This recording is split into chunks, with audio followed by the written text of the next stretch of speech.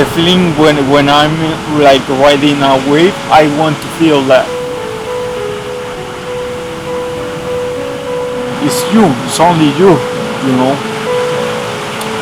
You're in control of everything.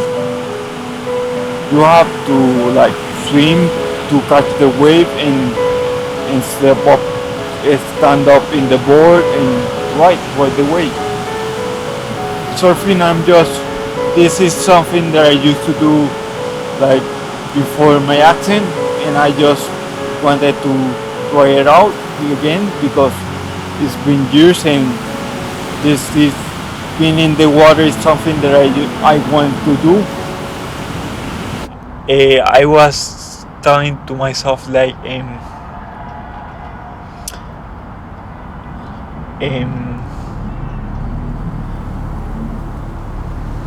I was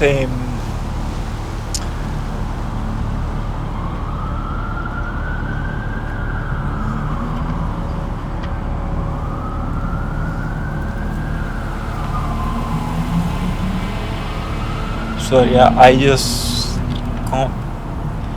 go completely blank.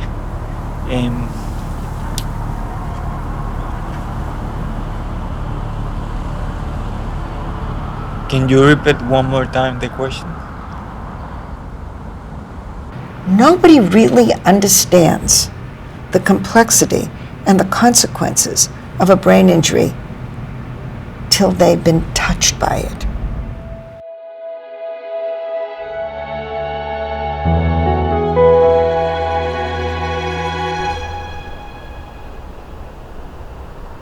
I had my traumatic brain injury accident on February 4th, 1995.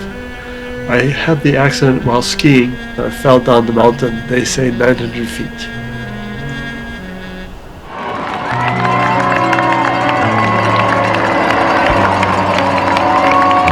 I used to be a runner. I used to run every day, 5.5 miles a day.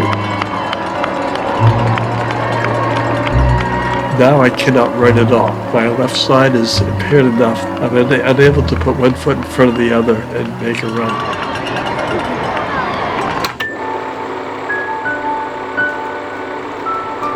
Before my TBI, I played several other sports. I was an all-around gymnast, so I did every event. Some of these are silver and gold medals here from different meets throughout my career. The silver one I'm actually the most proud of. It was my first medal, and it was for my floor routine. Floor was always my best event. I loved to tumble. This was definitely probably one of my biggest accomplishments. I did 2 seasons of track and field. I ran the 100 and 200 meter dashes in the spring and the 55 in the winter. I threw the shot put. I did the triple jump. And I was in the 4x100 relay for my high school track team, as well as I was a soccer player. I played sweeper. I also played hockey in high school. I played center, and I always skated my whole life. Cause of my TBI was a fall in a soccer game.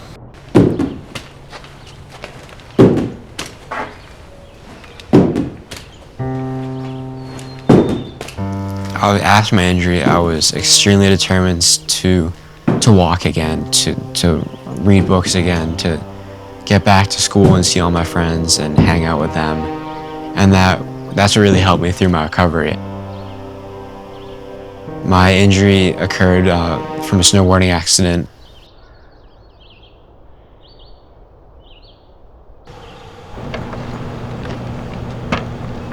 I was in a plane crash.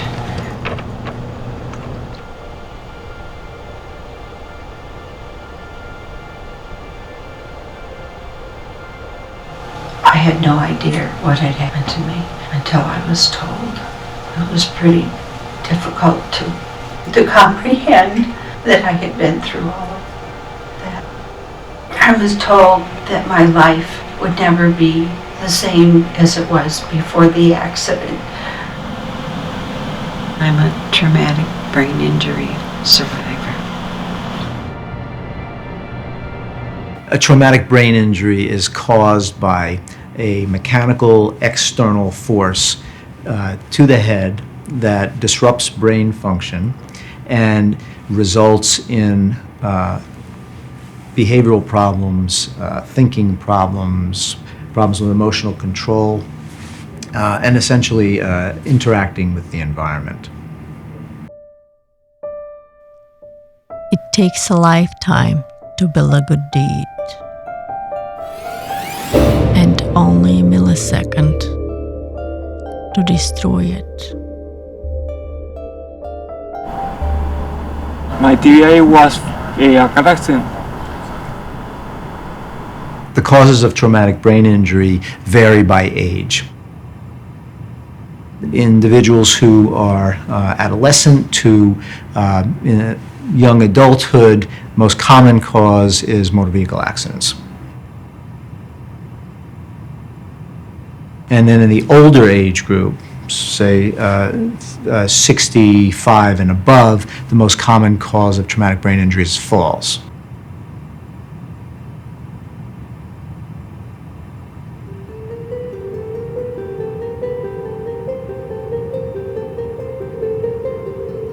And then one starts over again, because every situation has a solution and one has to search for it.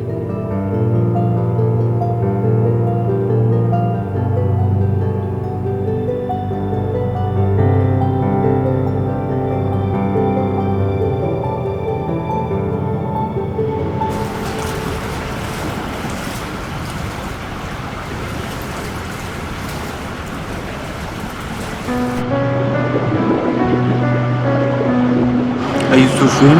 I used to be a surfer in Puerto Rico for fun. Because of my injury, I cannot go back to the ocean and surf. So I decided to relearn again how to swim.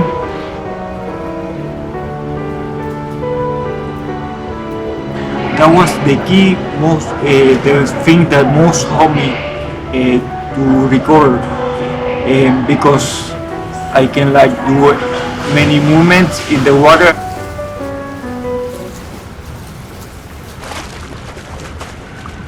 When I started, I used fins because I couldn't swim. I was depressed the first year after I wake up from my coma. I went depressed because I was seeing everybody that surround me, walking, going to places, enjoying life, and I was kind of a little hard on myself. The first year was very hard.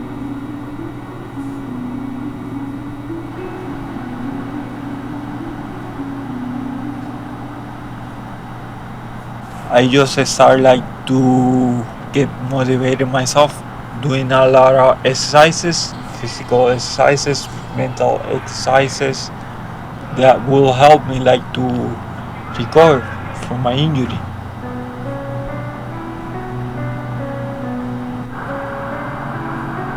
I wanted to look good, and I wanted to be stronger as I used to.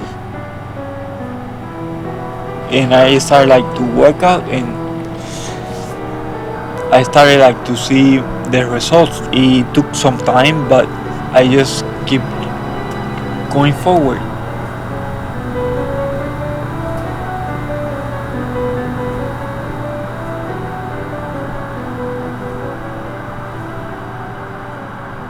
How long did the I have trouble talking. That's one of my problems associated with this brain injury. The consequences of traumatic brain injury are heavily influenced by factors that existed before the injury. So, in other words, what the person brings to the table, if you will. The injury circumstances themselves, as well as what happens after the injury. Your team is behind you. It was a very good situation because as a young man, I was roughly 33 years old at the time. and I was the president of a company. But that was when before my accident. My accident had a tremendous impact on my career and my ability to hold such a big job like that. As many as 70% of people are unable to get back to work or the job they did after a traumatic brain injury. So this was my last soccer cleat of my athletic career, the last shoe I ever wore playing a sport. And so these are the collection of some of the sports things that I have from my career that is now over, but I still like to talk about it because it's an important part of my life. My TBI is considered mild on the scale. Traumatic brain injury has often been referred to as an invisible injury, and particularly for individuals who have mild traumatic brain injury. And that term is a misnomer because the effects or the consequences of mild traumatic brain injury can be actually very severe. It is visible that I have larger pupils now because of the injury. One might not be able to tell that I have trouble following things with my eyes, and so it's more difficult to track things. Also with my light sensitivity, someone might not really know that I'm in pain every time I go outside and I'm in the sunlight. So they're very dark, specifically, so they're prescription. I wear them every time I go outside because the light's too painful for my head to deal with. I also used to have noise sensitivity, and that can't be seen, so even when I would go into a school, if I would hear lockers or a bell, then that would be really difficult to deal with, and my headaches would get worse. What we used to call folks who were struggling with the challenges caused by, quote, a mild brain injury, you use the phrase, walking wounded. You look good, you sound good, you speak well, you're walking without too much difficulty or without any difficulty. Your hands are moving. You can read. You can write. So what's wrong with you? Many things are wrong with you. And put them all together, you have a very complex situation and very hard to diagnose. I have to stare at each circle of different colors, and they're to be put at different distances so that I work on my depth perception. And so with the first one, I'm supposed to see an X through this, so the strings will separate, and then more and more as I go out, I'll become less cross-eyed, and then going back in, I become more cross-eyed, and I have to hold the gaze on each dot for a certain amount of time so that I am trained to be able to see in that depth. What I do is I have to follow the tinfoil on top of the stick in different directions. And those directions are vertically, the depth direction, and horizontally. And all I have to do is follow the dot with the dot of the tinfoil with my eyes and without moving my head. And I do all of these every day to help with, again, my concentration, my eye tracking, and help reduce my pupil size and my headaches. Should be done about 3 times a day. People who sustain concussions are not to be taken lightly. There's no head injury that should be ignored. And there's a tremendous amount of knowledge regarding concussions. And I think to say that I had a bump on the head, you need to be checked out. And if you feel you're not being checked out well enough, then seek another opinion. Call the brain injury support groups and chapters in your state and find out where you should call if you do not know.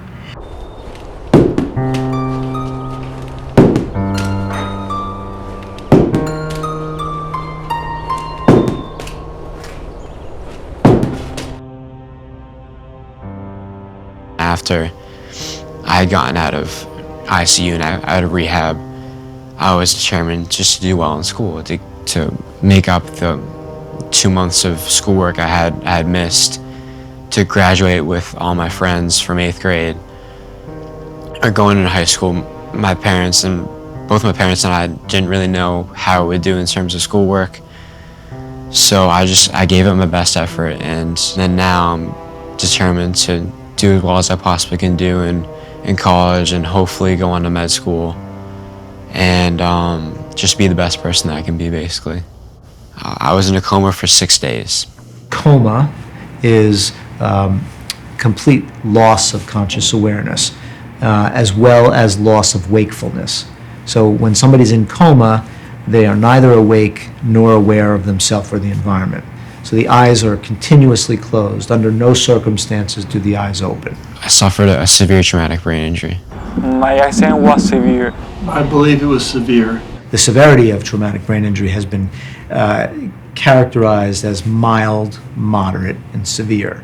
The movement now is toward development of other systems for characterizing or stratifying individuals who have had a traumatic brain injury along different platforms. So, a separate platform for cognition, a platform for physical function, a platform for psychological health. And so we could begin to then develop a profile for each individual that includes each of those platforms. We get a much more specific picture of who that individual is, and we can target treatments better.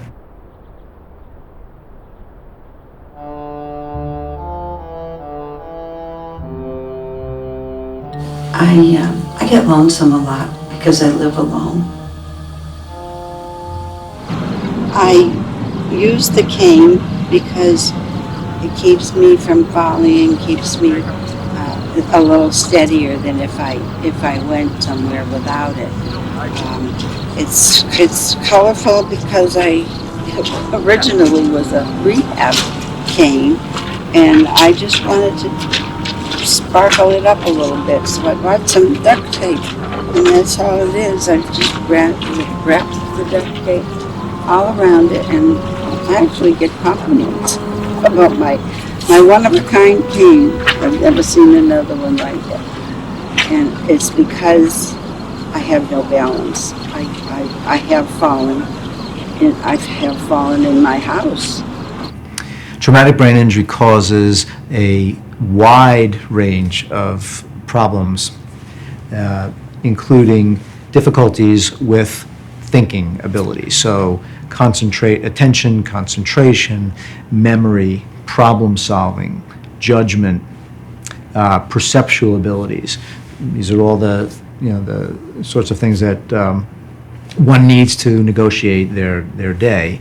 In addition to the cognitive problems, physical problems. So they may be changes in sensory function, changes in motor function, weakness or coordination, changes in emotional function. So people who were not particularly emotionally expressive can become very emotionally expressive. Or you may have the opposite. Somebody who had a lot of affect or emotion becomes very flat and non-expressive from an emotional standpoint.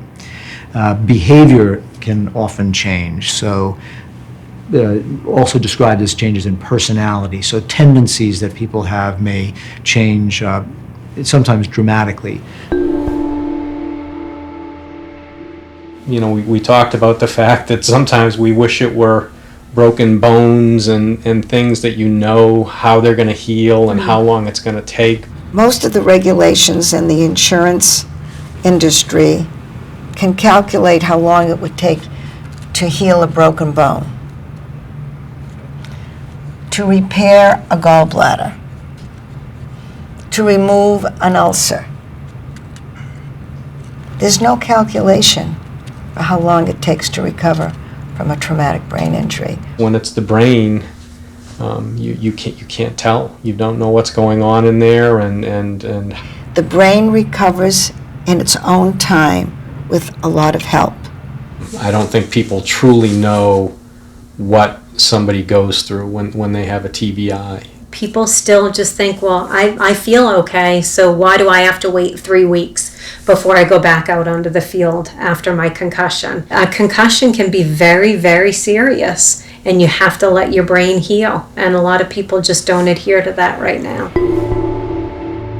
recently learned that the recovery process goes on longer than I think we once thought. So people typically used to think about the first year or 1 year as the period in which the brain has to recover, and that wherever you were at the end of a year is probably where you're going to be for the rest of your life. And I think that we know now that that's not true. That does not hold. That people continue to improve after that. Is really critical to prepare yourself for continually recovering and healing. And it's a long process. And never give up. You're on a good road of recovery. And what you look like in the first year, you won't look like in the second, third, or fourth. You will continue to recover. The brain's an amazing organ. There's a very old and trite saying about traumatic brain injury, that each injury is like a snowflake, and there are no two snowflakes alike. What it boils down to is every traumatic brain injury is different because every person's different. The truth is that every individual brain injury is different, and so again, it differs in terms of the mechanism of injury. What happened to that individual's brain? There's virtually impossible to injure two brains the same way. And then if we layer on to that, all of the differences in the premorbid or the pre-injury personality factors that person brought to the table, their social supports, and all of those things are all going to go into how that person experiences the brain injury. And it's going to be very variable one to the next. So we really need to begin to account for all of these different dimensions of function that human beings experience before we can ask questions about whether a particular treatment is effective for a certain type of person with brain injury. I know before my injury, I had never heard somebody use the words traumatic brain injury.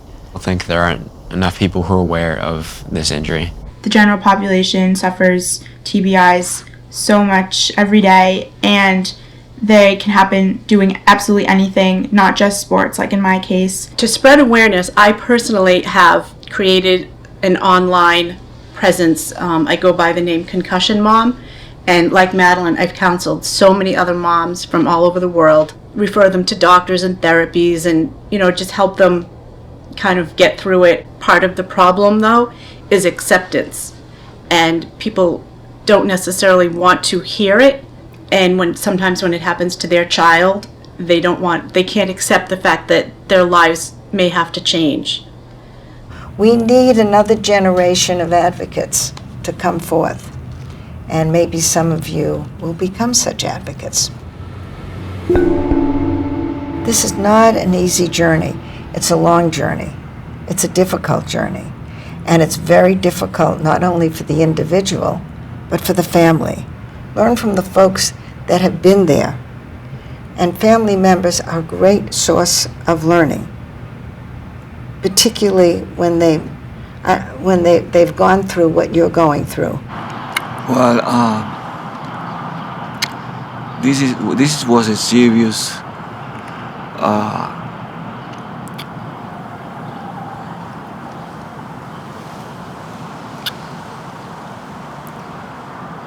condition that make everybody change in the family. And we try to help him as much as we can since the beginning. They trying to stabilize him, and they induce him to coma, and then after that he cannot recover from the coma. I was in coma for 2.5 months. We have a hope that he's gonna become well. When we asked the doctor how his the recuperation is gonna be, they don't know. They say well, we don't wanna say something that we don't know. So he might walk, he might not. He was in a wheelchair, and he cannot get out from the wheelchair.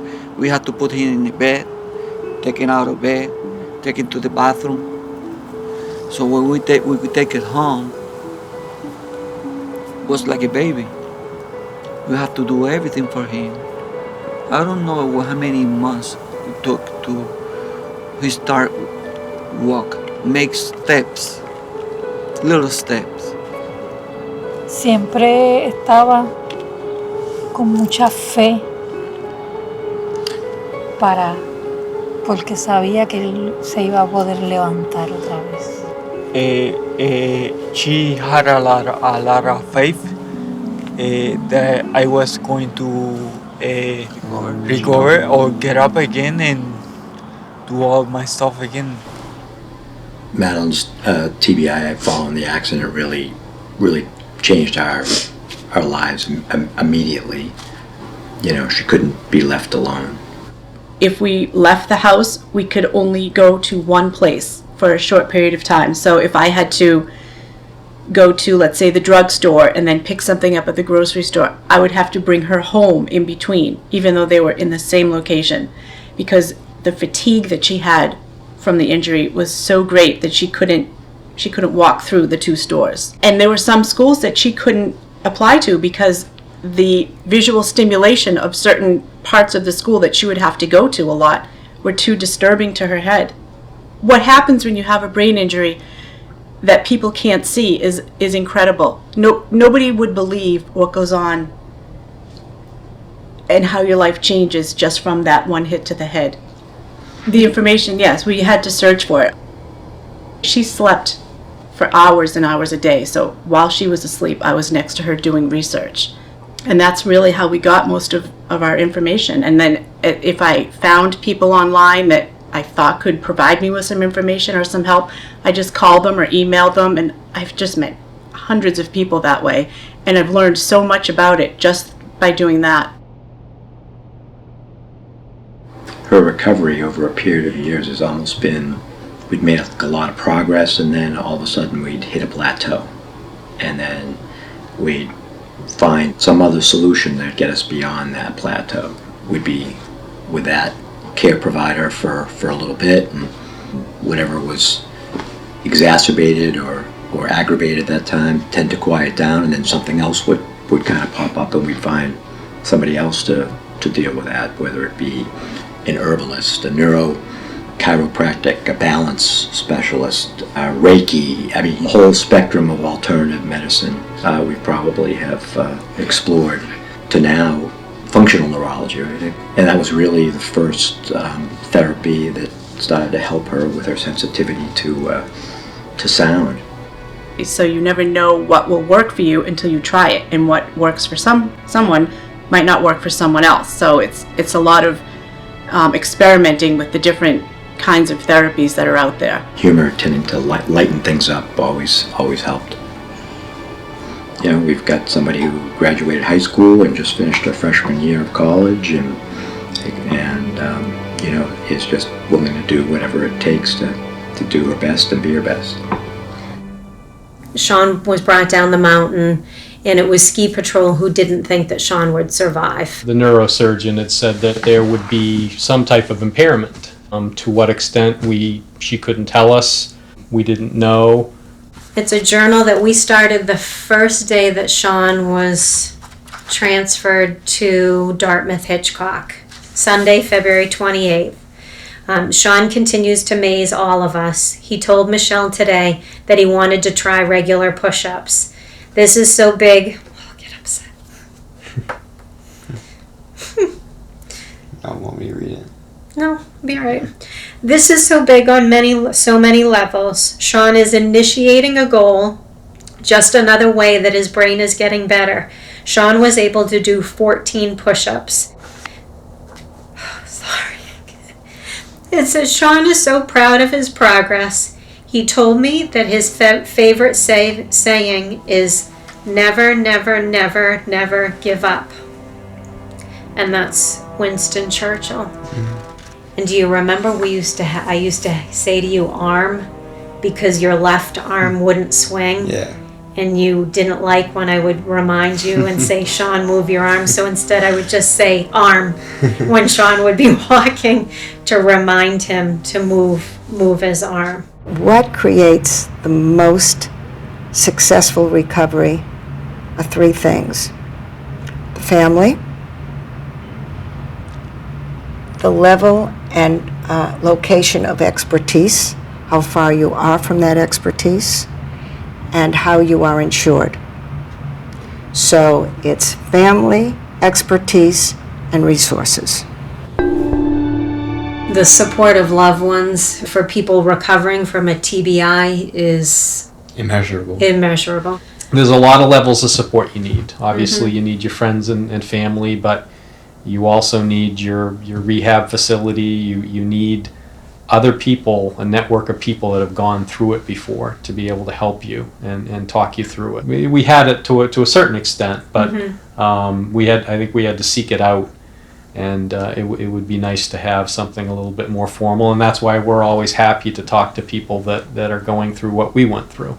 Support from loved ones is definitely crucial. It was just really nice to see how many people loved me and cared about me, and that really helped me get through my recovery and recover as fully and as completely as I possibly could. I have dealt with the physical and mental challenges after my TBI through the help of the two people sitting next to me. They have been extremely supportive. They've always been willing to take me to different doctors, different therapies, and they're always giving me advice on how to stay positive. Everybody did something. I believe in you. And everybody here believes in you. You can do it. A lot of patience. They had a lot of patience. Dificultad, pero con mucho amor lo hacía. Difficult, but with a lot of love she made it. She helped me. It was difficult at first, but she made it with a lot of love. And I think that just the knowledge that that you're not on your own, despite how significant the problems are, goes a long way to protecting people from just falling into that sort of abyss of hopelessness that can sometimes occur. The presence, the simple physical presence of other people around, is protective from depression and hopelessness and frustration, and it is very, very important to try to ensure is available after the injury. It takes determination to look for a solution.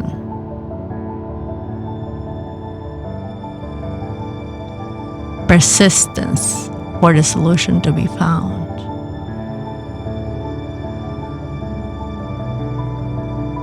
And patience until a solution is found.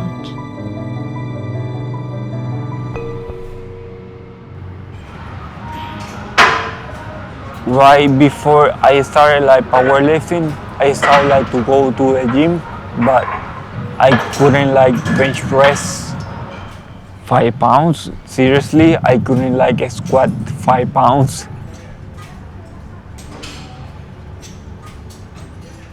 I started that body weight. It took me a lot of months. Then I started to control my own weight. I need a challenge, and so I started to increase my weight, and that's how I started to lift heavy, doing heavy squats. I started powerlifting because I used to do my own kind of physical therapy because of my recovery. I'm always, since a little kid, been involved in sports. I noticed that doing powerlifting and any other sport, it has helped me to recover much faster from my injuries. My doctors sometimes are amazed about my medical record because my recovery is amazing. They say that me doing sports like disciplines, different disciplines, has helped me like to recover much faster. So that's why I do it, and I like it.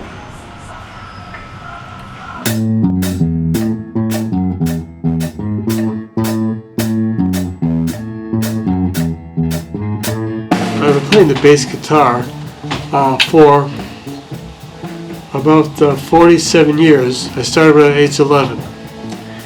My playing definitely changed after the TBI because I started with bass guitar.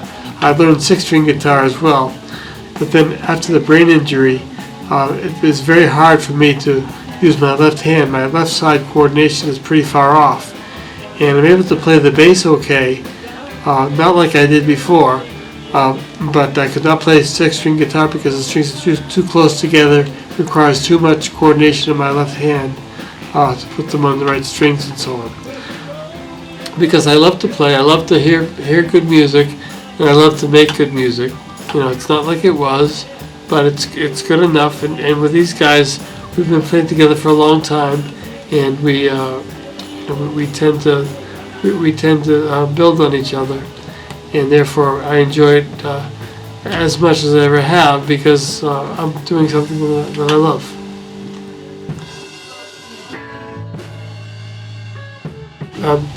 What I would recommend to other TBI survivors is do what you love in any way you can. You got joy from that before, that's why you love it, and you need to continue it because it can bring you a lot more self-esteem and a lot more self-confidence in approaching other new things as well. You know, always have something to fall back on.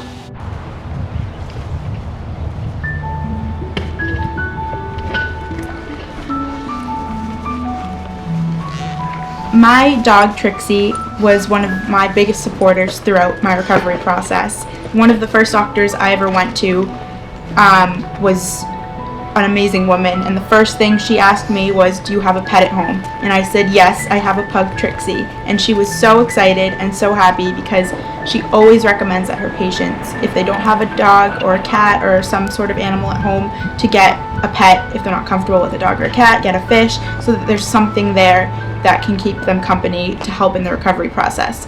Because a lot of TBI survivors, they don't leave their house, they can't really interact with other people if they can't remember conversations. So if they have a pet at home, it's really helpful to talk to them, to have their companionship. And so with my dog, because I was bedridden for 3-4 months and out of school, out of contact with my friends, and no social life at all, I had my dog with me, sitting with me in my bed while I would listen to the TV, and she would just keep me company. She would always sit, and even now, if I'm not feeling well, if I am having an off day with my head, more so than normal, she can sense it, and she'll come and sit with me, and it's really cute. She's been a really great companion when either some of my friends have decided not to be my friend anymore. She's just always been there, and she's supported me. My TBI has changed me as a person in many ways. I have learned to become more patient as a person because I know that the recovery process is slow and doesn't happen overnight, and so patience has been something that I have learned. Also, I have learned acceptance because this is something that I've had to learn to accept to be able to enjoy the rest of my life, and I know that's very difficult for some people, but acceptance has been extremely important, as well as a positive attitude. I'm very fortunate that I can still be active. I've traveled in the past couple of years, several different places, and I enjoy that. I travel with a group of people. I belong to a society that it's a lighthouse preservation society, and their trips are wonderful. I would advise distracting yourself during the day, doing something that you enjoy doing, something that you're capable of doing now. It's like a second chance for me, like to do all over again, but this time I'm really taking taking it really seriously, and really making my best of effort to do the best.